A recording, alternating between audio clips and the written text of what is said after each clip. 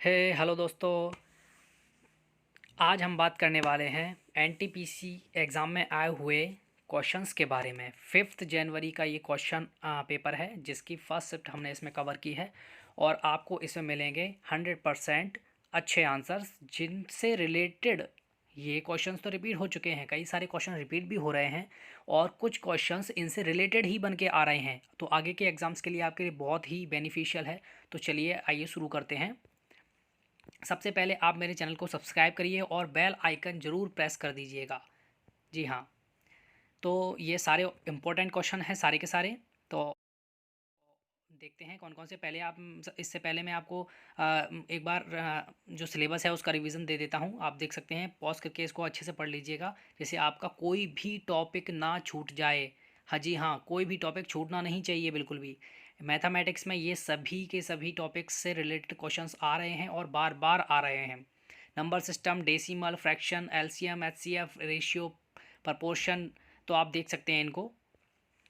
NTPC general intelligence reasoning का भी ये मैंने लगाया हुआ है, इसको भी आप पढ़ सकते हैं। और ये जनरल अवेयरनेस का भी है जिसको भी आप अच्छे तरीके से पढ़ सकते हैं।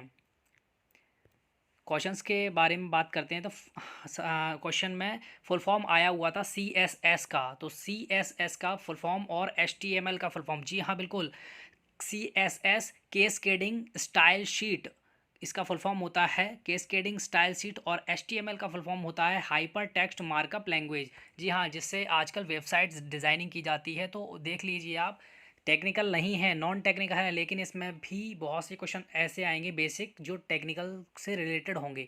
तो आप इनको इस तरीके के सभी जितने भी आपसे कंप्यूटर से रिलेटेड फुल फॉर्म्स हैं उन सभी को आप लर्न करना बहुत ही ज़रूरी है। तो ये तो मैं इसमें सिर्फ ओनली ऑन वो क्वेश्चंस कवर कर रहा हूँ जो आपके पेपर में आ चुके हैं। Writer of shade of saffron, in shade of saffron book के राइटर का नेम बताने को आया था, तो ये है साबा नकवी। और आप देख सकते हैं फुल फॉर्म आया हुआ है लीफो, यानी कि LIFO, इसका ही फुल फॉर्म आया तो लास्ट इन फर्स्ट आउट। तो ये इसका फुल फॉर्म है, अच्छे तरीके से रिमेंबर कर लीजिए। किसी पेपर में रिपीट भी हो सकता है, कोई गारंटी नहीं है। एक बार एक क्वेश्चन आ जाए तो ये मत सोचना कि ये आ चुका है ये नहीं आ सकता, बिल्कुल रिपीट हो सकता है। बिल्कुल 100% उसको लर्न कर लीजिए, उससे रिलेटेड सभी कुछ लर्न कर लीजिए। तो डेज़ इंपॉर्टेंट डेज़ भी इसके अंदर अच्छे से आ रहे हैं, तो आप उनको इन डेज़ की लिस्ट को भी अच्छे तरीके से पढ़ लेना है। कुछ जो आए हुए हैं, डांस डे आया था जो 29 अप्रैल को मनाया जाता है। तमिलनाडु न्यू ईयर आया था जो 14 अप्रैल को मनाया जाता है। CM ऑफ गोवा कौन है? जी हाँ, CM की लिस्ट भी आप ज़रूर कर लीजिएगा। मैं अपने चैनल पे भी इसकी लिस्ट अवेलेबल करवाऊँगा, लेकिन आपको इसे ज़रूर करना है।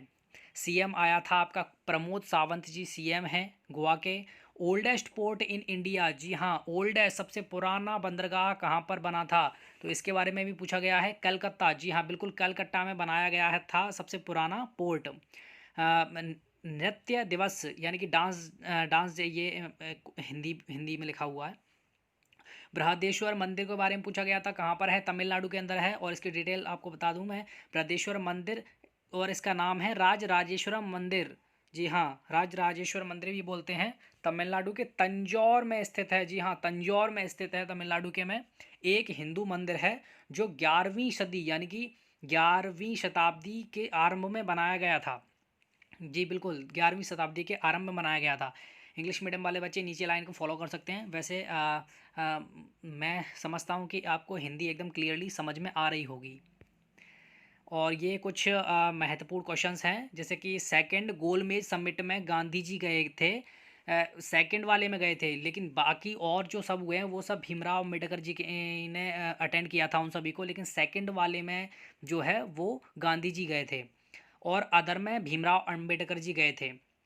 ओल्डेस्ट न्यूक्लियर स्टोरेज, जी हाँ, सबसे पुराना न्यूक्लियर स्टोरेज हमारे देश में कहाँ पर है? बिहार में बनाया गया है। जी हाँ बिल्कुल, बिहार में oldest nuclear storage. Sikkim governor, जी हाँ, सिक्किम के गवर्नर, देखिए मैंने पहले भी कहा है आपको, CM और गवर्नर लिस्ट बिल्कुल एकदम रट लीजिए, बिल्कुल आ रहे हैं ये सब। एक जो भी लिस्ट है इसकी, स्टेट के सीएम कौन है, गवर्नर कौन है, राष्ट्रीय पक्षी कौन है, इस टाइप के जो भी बेसिक बेसिक क्वेश्चंस हैं उन सभी को लर्न करके जाइएगा। कुछ पता नहीं कब फंस जाएगा, आप उसमें ही उलझ जाएंगे। तो जी हाँ, सिक्किम के गवर्नर गंगा प्रसाद जी हैं। गंगा प्रसाद जी सिक्किम के गवर्नर हैं। आमाशय की सुरक्षा, जी हाँ, एक बायोलॉजिकल क्वेश्चन था। आमाशय की सुरक्षा कौन करता है? एच सी एल जिसका पीएच मान कितना होता है? 1.5 से 2.5 तक इसका पीएच मान होता है। जी हाँ, एक और हाँ, ये मैंने आपको पहले ही बता चुका हूँ कि लीफो इसका फुल फॉर्म आया था, list last in first out.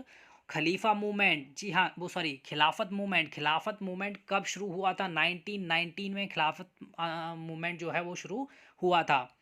Blood donor day, जी हाँ ब्लड डोनर डे, जो रक्तदान डे मनाते हैं हम, वो मनाया जाता है 15 जून को। जी बिल्कुल याद कर लीजिएगा, ये सारे डे इम्पोर्टेंट हैं। क्वेश्चन नंबर है अगला, आईएमएफ का 190वां सदस्य कौन था? जी हाँ, सबसे जो 190वां सदस्य था जिसने ज्वाइन किया था आईएमएफ को, वो कौन था? तो वो था अंडोरा। तो बिल्कुल याद रखिएगा, वर्ल्ड बैंक का, वर्ल्ड इकोनॉमिक फोरम और ये आईएमएफ, इन सभी को सदस्यों के नाम, अंतिम सदस्य ये पूछते हैं, ठीक है ना। हेडक्वार्टर्स इनके ये भी आपको लर्न करके ही जाना है। तो 190वां सदस्य अंडोरा है।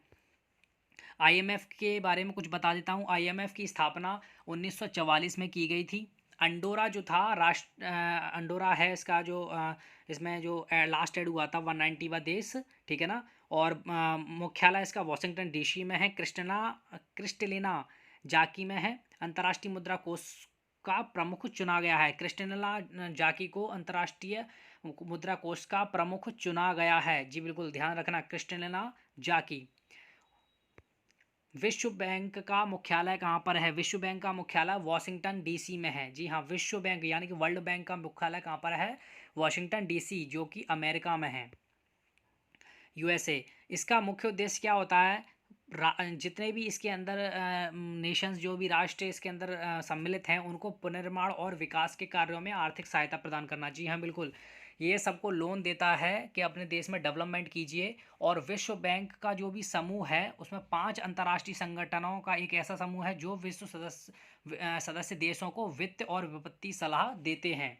इसका मुख्यालय कहाँ पर है? वॉशिंगटन डीसी में है। और स्थापना 1944 में की गई थी। जी बिल्कुल 1944 में।